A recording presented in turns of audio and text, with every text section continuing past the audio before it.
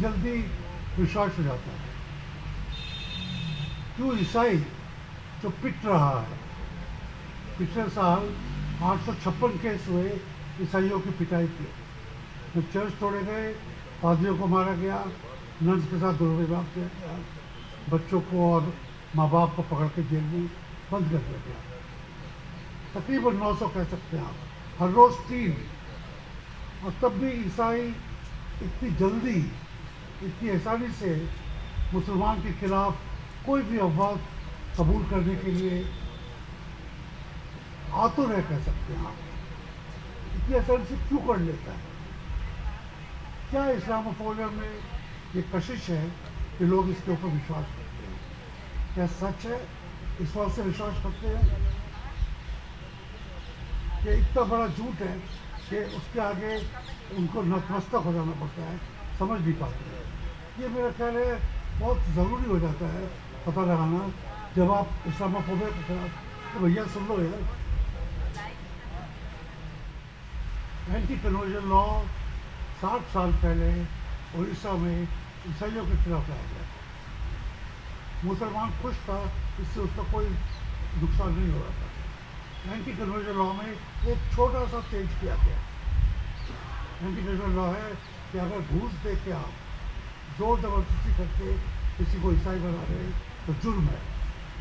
उन्होंने उसके ऊपर एक छोटा सा जुमला लगाया, अगर आप किसी लड़की से शादी कर रहे हैं और उसको मुसलमान बना रहे हैं तो एंटी कन्वर्जन लॉ आपके ऊपर आएगा। फर्टिलिटी रेट बहुत कम गया है।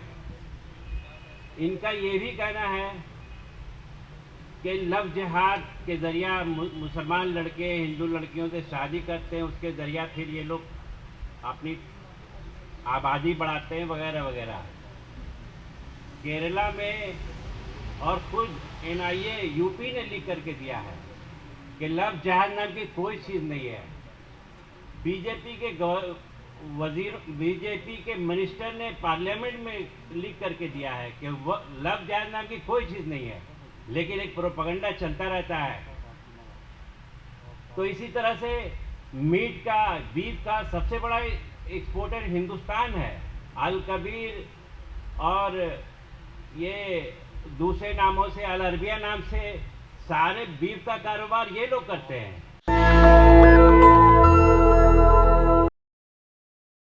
क्या इस्लामोफोबिया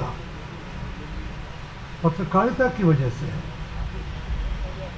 आशुतोष ने हिस्ट्री में जाकर और उससे ज़्यादा अभी हमारे नए सरदार साहब ने जिस तरीके से बखूबी बयान किया, पंजाबी सूबा से लेकर उसके पहले से पेप्सू से लेके और हरियाणा पंजाब का डिवीज़न तक उन्होंने जो इतिहास बताया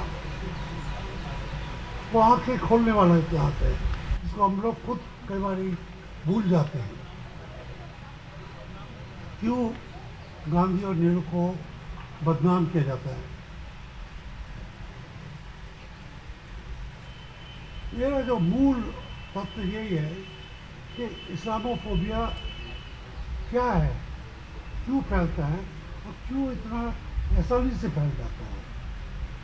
क्यों पढ़े लिखे लोग MA पास, BA पास, पत्रकार, वकील, डॉक्टर, जज विश्वास कर लेते हैं कि किसी मुसलमान कुक ने जो खाना बनाता है या वेटर ने थूक के प्लेट आपको दी है? क्यों इतनी जल्दी विश्वास हो जाता है? क्यों ईसाई जो पिट रहा है, पिछले साल 856 केस हुए ईसाइयों की पिटाई के, जो चर्च तोड़े गए, पादरियों को मारा गया, नंस के साथ दुर्व्यवहार किया गया, बच्चों को और माँ बाप को पकड़ के जेल में बंद कर दिया गया। तकरीबन 900 कह सकते हैं आप, हर रोज़ 3। और तब भी ईसाई इतनी जल्दी, इतनी आसानी से मुसलमान के खिलाफ कोई भी अफवाह कबूल करने के लिए आतुर है, कह सकते हैं आप। इतनी आसानी से क्यों कर लेता है? क्या इस्लामोफोबिया में ये कशिश है कि लोग इसके ऊपर विश्वास करते हैं? क्या सच है इस बात से विश्वास करते हैं ये इतना बड़ा झूठ है कि उसके आगे उनको नतमस्तक हो जाना पड़ता है, समझ नहीं पाते हैं। ये मेरा ख्याल है बहुत ज़रूरी हो जाता है पता लगाना जब आप इस्लामोफोबिया के खिलाफ, तो भैया सुन लो यार, अगर आप सुनना नहीं मानते तो क्या बोल सकते हैं। ये मेरे को पूछना पड़ेगा दोबारा और 4 बार कि इस्लामोफोबिया इतना आसान क्यों है, क्यों लोग इतनी आसानी से, क्या हम अपनी पूरी बुद्धि उधार गिरवी रख चुके हैं, पूरा दिल पूरा दिमाग गिरवी रख चुके हैं क्या?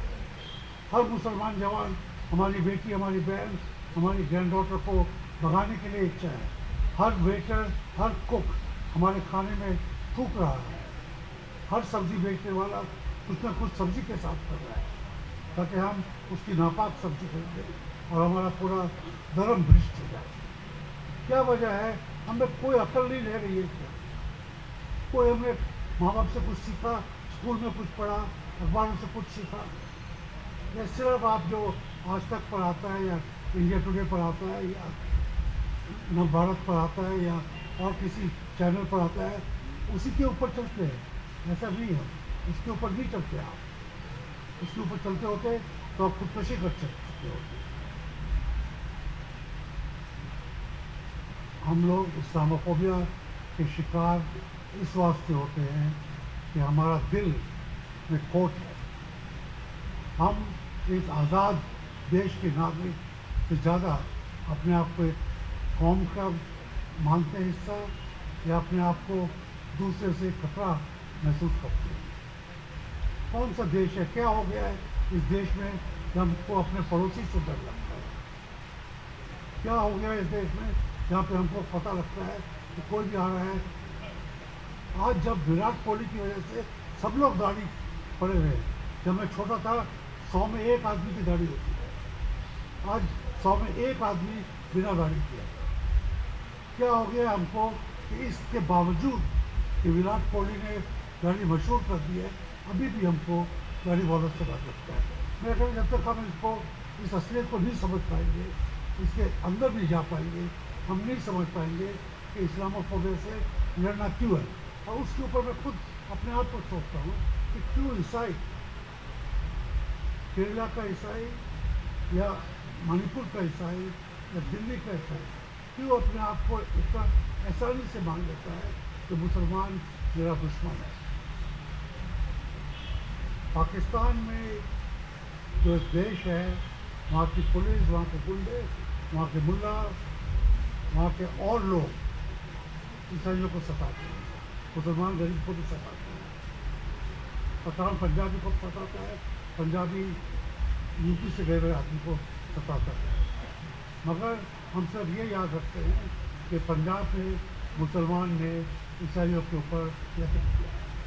हम सब ये याद रखते हैं कि सऊदी अरेबिया में किसी का सर बेसर कर दिया गया, खत्म कर दिया गया।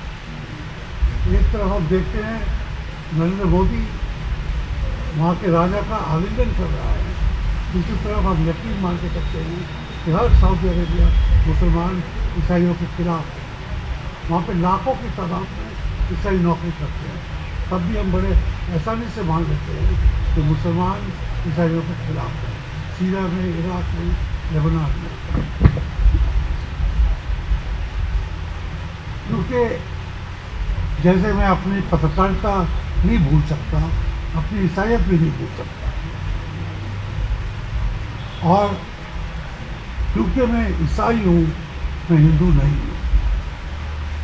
क्योंकि मैं हिंदू नहीं हूँ, और बाकी जो जिस वजह से हिंदू, आरएसएस, पाकिस्तान, लड़ाई, जंग आज़ादी, महात्मा गांधी का खून, वो सब मेरे पर असर नहीं करते हैं, मगर तब भी मैं मुसलमानों से नफरत करने लगा हूँ। क्यों? मेरे लिए ये खोजना, ये सोचना, अपने बच्चों के लिए सोचना कि क्यों वो मुसलमानों से नफरत करने लगे हैं, बहुत ज़रूरी हो जाता है। क्यों हम एक झूठ को सच मानने को मानते हैं कि एक झूठ अगर 1000 बार बोला जाएगा तो क्या सच हो जाएगा?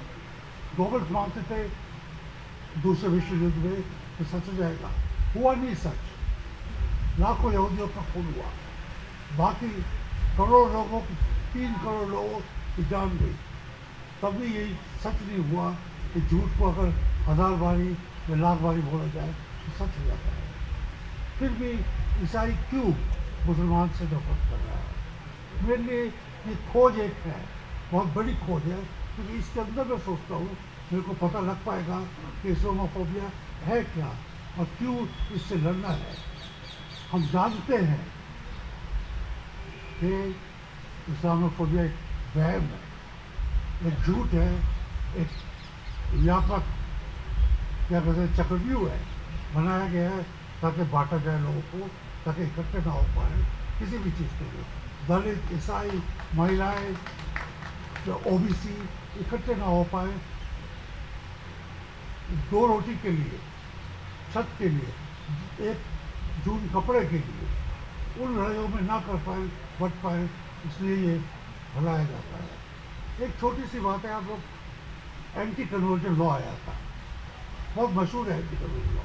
200 ईसाई पादरी यूपी की जेलों में है अभी, कह के तो किसी बच्चे की जन्म गोष्ठी में गए, बर्थडे फेस्टिवल में गए, वहाँ पर उन्होंने दुआ की, father son and holy spirit की दुआ मांगी। उनको कहा गया कि लोगों को कन्वर्ट कर रहे हैं, उनको जेल में ठूसा गया। 1 साल हो गया, 1.5 साल हो गया, 2 साल हो गए, अभी भी जेल में है। एंटी कन्वर्जन लॉ 60 साल पहले उड़ीसा में ईसाइयों के खिलाफ लाया गया। मुसलमान खुश था, इससे उसका कोई नुकसान नहीं हो रहा था। एंटी कन्वर्जन लॉ में एक छोटा सा चेंज किया गया। एंटी कन्वर्जन लॉ है कि अगर घूस दे के आप जोर जबरदस्ती करके किसी को ईसाई बना रहे हैं तो जुर्म है। उन्होंने उसके ऊपर एक छोटा सा जुमला लगाया, अगर आप किसी लड़की से शादी कर रहे हैं और उसको मुसलमान बना रहे हैं तो एंटी कन्वर्जन लॉ आपके ऊपर आएगा। सैकड़ों की तादाद में जवान मुसलमान जेल में फंसा गया, ये कह के कि इसने हिंदू लड़की से शादी की है, इसको मुसलमान बुलाने के लिए। कानून ईसाइयों के खिलाफ बनाया गया था, इस्तेमाल मुसलमानों के खिलाफ माना गया। तब भी आज की तारीख में ईसाई और मुसलमान इत्मीनान से एक साथ रह नहीं पा रहे हैं, एक दूसरे के ऊपर विश्वास नहीं कर पा रहे हैं। मेरा ख्याल है आज की तारीख में कि सरदार साहब बहुत अच्छी बात कहते गए। आज की तारीख में हमको दोबारा याद करना पड़ेगा कि लड़ाई असल में है कौन सी लड़ाई। ये लड़ाई इस देश की जड़ पे, देश की ज़मीन के ऊपर किस चीज़ की लड़ाई है कि हम लोग इसमें इकट्ठे साझे में रह पाए, इसमें ईसाई साझे में रह पाए, मुसलमान साझे में रह पाए, हिंदू साझे में रह पाए। बड़े आसानी से छोटे से बहन को पानी दे के, मसाला लगा के बड़ा ज़बरदस्त खतरा बना दिया जाता है। हमको इन अफवाह में नहीं आना है, क्यों नहीं आएंगे उसके ऊपर हमको चिंता करनी है कि क्या वो सच है जो हमको बतानी है। मेरा ख्याल है अगर ईसाई को बताया जाए कि कितने मुसलमान यतीम हो गए क्योंकि उनके अब्बा जान को, जो 24 साल का लड़का था, उसको मॉब वायलेंस में उसको मार डाला गया, उसके 2 बच्चे यतीम हो गए, उसकी विधवा हो गई, उसका बाप कैद में है, उसका बड़ा भाई कैद में है। ईसाई को हमको ये बताना पड़ेगा कि किस तरीके से कितने हज़ारों की तादाद में कितने मुसलमान जेल में हैं।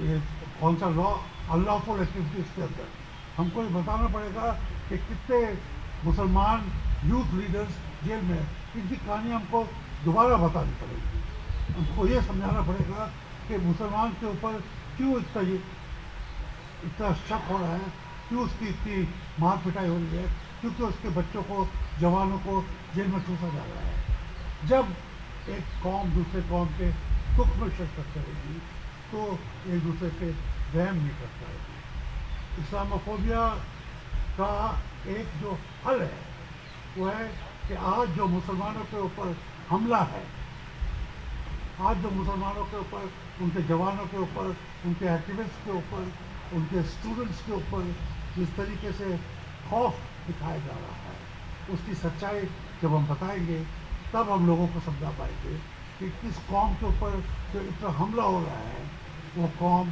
क्यों किसी और के ऊपर हमला करना मारेगी। जब हम ये बता पाएंगे तो इस्लामोफोबिया को हम कुछ हद तक कम पा देंगे।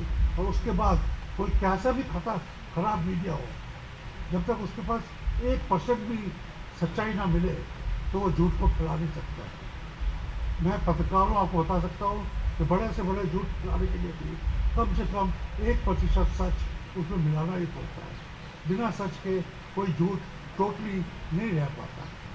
हमको वो सच बनाना पड़ेगा ताकि झूठ हम कम कर पाएँ। और जब झूठ कम हो पाएगा तो झूठा मीडिया, जब कॉर्पोरेट मीडिया ये नहीं पनप पाएंगे। कॉर्पोरेट्स हमेशा से थे, हमेशा हम लोगों के दुश्मन थे। पत्रकार हमेशा कॉर्पोरेट का गुलाम था। क्या आप समझते हैं कि हिंदुस्तान टाइम्स कॉर्पोरेट नहीं है? क्या वो आज से 50 साल पहले कॉर्पोरेट नहीं था? टाइम्स ऑफ इंडिया कॉर्पोरेट नहीं था? स्टेट्समैन कॉर्पोरेट नहीं थे? कॉर्पोरेट थे, अगर उनकी औकात समझा दी जाती। आज कॉर्पोरेट प्रधानमंत्री के साथ उनके हवाई जहाज में जाता है, प्रधानमंत्री कॉर्पोरेट के हवाई जहाज में जाता है। दोनों एक दूसरे के साथ ट्रैवल करते हैं, एक ही तस्वीर में खाते हैं। अखंड भारत की तो मुगल तो उसके आर्किटेक्ट हैं, और उस वक्त इधर के राजा उधर को जाके लड़ा करते थे, वो दूसरे जगह के राजा कहीं और जाके लड़ा करते थे, कब्जा किया करते थे। लेकिन मुगलों ने तो बंगाल से लेकर के अफ़गानिस्तान तक हुकूमत बनाया और एक हुकूमत बनाया। तो ये तो जो आरएसएस अभी जिस अखंड भारत की बात करते हैं, मुगल तो उसके आर्किटेक्ट थे। लेकिन झूठ को ऐसा फैलाया जा रहा है कि मुगल बाहर से आए थे। ये वही लोग हैं जो 5 साल में अमेरिका जाते हैं और सिटीज़न बन जाते हैं। मुगल यहाँ सालों 400 साल तक रहे, 300 साल तक रहे, और वो उनको सिटीज़न नहीं मानते, जबकि वो उस वक्त खुद हिंदुस्तान का हिस्सा था। वो ग्रेटर इंडिया या अखंड भारत का हिस्सा कह लीजिए। दूसरी बात यह है कि इन लोगों का पूरा ऐसा प्रोपेगेंडा है कि मुसलमानों की आबादी बढ़ रही है, वो 10-15 साल में पूरे हिंदुस्तान पे कब्जा कर लेंगे। हकीकत ये है कि मुस्लिम का फर्टिलिटी रेट बहुत कम गया है। इनका ये भी कहना है कि लव जिहाद के ज़रिया मुसलमान लड़के हिंदू लड़कियों से शादी करते हैं, उसके ज़रिया फिर ये लोग अपनी आबादी बढ़ाते हैं वगैरह वगैरह। केरला में और खुद एनआईए यूपी ने लिख करके दिया है कि लव जिहाद नाम की कोई चीज़ नहीं है। बीजेपी के मिनिस्टर ने पार्लियामेंट में लिख करके दिया है कि लव जिहाद नाम की कोई चीज़ नहीं है, लेकिन एक प्रोपेगेंडा चलता रहता है। तो इसी तरह से मीट का, बीफ का सबसे बड़ा एक्सपोर्टर हिंदुस्तान है। अल कबीर और ये दूसरे नामों से, अल अरबिया नाम से सारे बीफ का कारोबार ये लोग करते हैं। और बेचारे जो है मुसलमानों को बदनाम किया जाता है। 70% से ज़्यादा 80% हिंदुस्तान की आबादी नॉन वेज है, वो मीट खाने वाली है। मुसलमान कितने परसेंट हैं, लेकिन बदनाम मुसलमानों को किया जाता है। तो इस तरह से एक पूरा, अभी आरएसएस के लोग हमेशा बोलते हैं, अभी कुछ दिन पहले भी मोहन भागवत बोले कि मुसलमानों के बगैर हिंदुस्तान का कंसेप्ट नहीं है। वो इसलिए कोई मुसलमानों से मोहब्बत करने के लिए नहीं बोलते हैं। वो आरएसएस के एक लीडर ने ये तक कहा था कि अगर हिंदुस्तान में मुसलमान नहीं होता तो हम कहीं से इंपोर्ट करके लाते, 2-4 लाख ले आते, उसी से डराते यहाँ की आबादी को। अब बताइए 10-15% की जिसकी आबादी हो उसको डराया जा रहा है कि 85% वाले तुम्हारे घर, तो 85% वाले के घर में घुस जाएंगे, कब्जा कर लेंगे। तो ये पूरा का पूरा इनका बिजनेस धंधा इसी पे चल रहा है, मुसलमानों के खिलाफ या दूसरी माइनॉरिटीज़ के जो भी इनके आगे रेसिस्ट कर रहा है वो इनके टारगेट पर है। चाहे पत्रकार हो, चाहे सेकुलर लोग, चाहे लिबरल्स हो, वो उनके टारगेट पे है। हम जिस मुगल और इस कंसेप्ट की बात कर रहे थे जो अभी औरंगजेब के बारे में जो बातें कही जा रही हैं। राम पुनियानी सर बहुत पहले से ही उनके बारे में बोल रहे कि अगर मुगल को और तोड़ना होता, गौरी को मंदिर पे से अगर मंदिर तोड़नी होती, गुजरात में तो रास्ते में 5000 मंदिर था, लाल किला के सामने मंदिर है, मुगलों ने क्यों नहीं तोड़ दिया उसको? ये अगर ये भी मान लिया जाए कि औरंगजेब मंदिर को तोड़ने वाला था, तो 10 मंदिर तोड़ा तो 100 मंदिरों को उसने जागीर भी दी, फिर भी उसका पॉजिटिव में ही आएगा रिजल्ट। तो ये सब बातें करने के लिए तो बहुत सारा वक्त चाहिए। नेशनल दस्तक की आपसे गुजारिश है कि अगर इसको बचाना चाहते हैं तो नेशनल दस्तक को सब्सक्राइब करने के लिए रेड कलर के सब्सक्राइब बटन को दबाएं, फिर बेल आइकन की घंटी दबाएं। नेशनल दस्तक को बचाने के लिए बहुत जरूरी है कि हर खबर को शेयर करें, लाइक करें, कमेंट जरूर करें।